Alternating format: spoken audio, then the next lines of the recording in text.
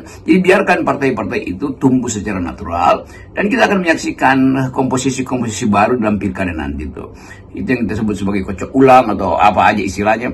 Tetapi fair competition itu sudah dibuka tuh. Plethora lapangan politiknya sekarang bisa dipakai oleh siapa saja yang punya kader dan mampu untuk bersaing secara demokratis di wilayah-wilayah yang tadinya mungkin tertutup karena didominasi oleh Kim Plus. Nah sekarang dia terbuka untuk setiap kandidat dan setiap kandidat akhirnya mampu untuk menunjukkan kualitasnya tanpa harus berlindung pada semacam koalisi yang kadang-kadang palsu sifatnya.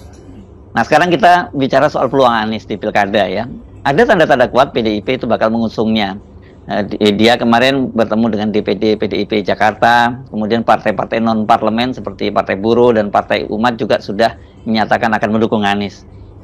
Ya, tentang pilkada Jakarta tentu saja Anies akan disambut sebagai sebetulnya blue chip yang diintai oleh banyak investor kan. Jadi saham-saham blue chip yang hendak ditanamkan pada Anies itu jadi semacam konsekuensi untuk mulai menilai apakah Ridwan Kamil yang didorong di Jakarta itu juga bisa kehilangan investor kan. Jadi itu hal yang real sekali karena semua orang ketika melihat oke, Pak Prabowo dengan legowo menerima prinsip itu bahwa fair competition itu diperlukan, bahwa kekuasaan itu tidak boleh dihasilkan oleh jual beli suara, bahwa mereka yang haus kekuasaan itu sebaiknya tidak masuk dalam wilayah demokrasi yang ada etikanya. Jadi semua prinsip yang kita hubungkan dengan peristiwa demonstrasi kemarin, yaitu prinsip untuk memuliakan demokrasi yang mulai terlihat hari-hari ini. Yang jadi soal adalah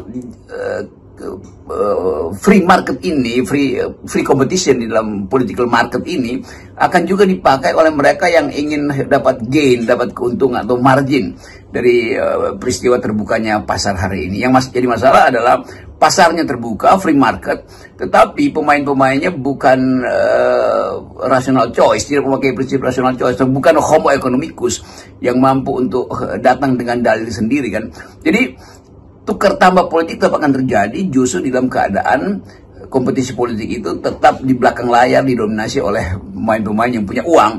Jadi masih ada soal lain bahwa medan politik terbuka, pasar di pasar putih dibuat merdeka, tetapi investor di belakangnya itu bukan mereka yang hendak mencari kejujuran dalam demokrasi, tapi justru untuk mencari keuntungan dari sistem yang terbuka ini. Itu yang kita sebut sebagai opportunity atau window of opportunities-nya terbuka, tapi window of vulnerability di dalam proses